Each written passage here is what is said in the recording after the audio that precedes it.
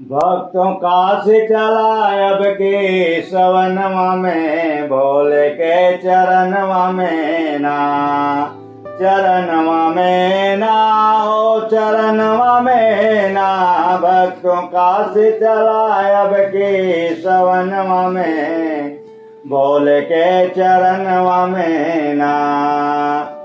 काशी नगरी अति पावन उहार अब पूरे सावन, काशी नगरी अति पावन उहार अब पूरे सावन। बाबा भर दे है झोले भर धनवा से, भोले के चरणवा में ना। भक्तों का से चला अब के सवनवा में, भोले के चरणवा में ना।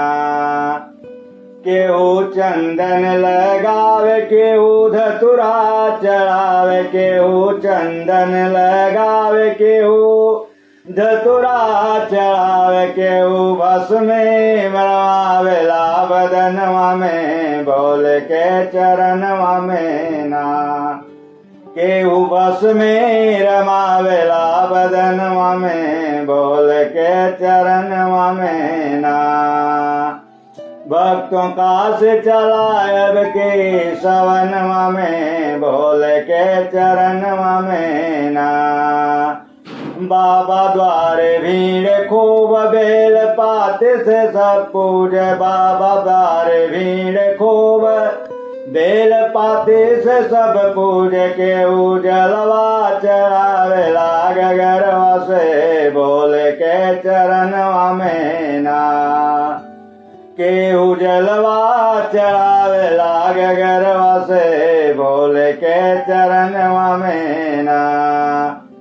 भक्तों का से चला अब के सवनवा में, भोले के चरणवा में ना। केहू आरती गावे, केहू घंटा बजावे, केहू आरती गावे, केहू घंटा बजावे। केहू भंगिया पियावेला कटोरवा से, भोले के चरणवा में ना। केहू भंगिया पियावेला कटोरवा से, भोले के चरणवा में ना। भक्तों का से चला अब के सवनवा में, भोले के चरणवा में ना।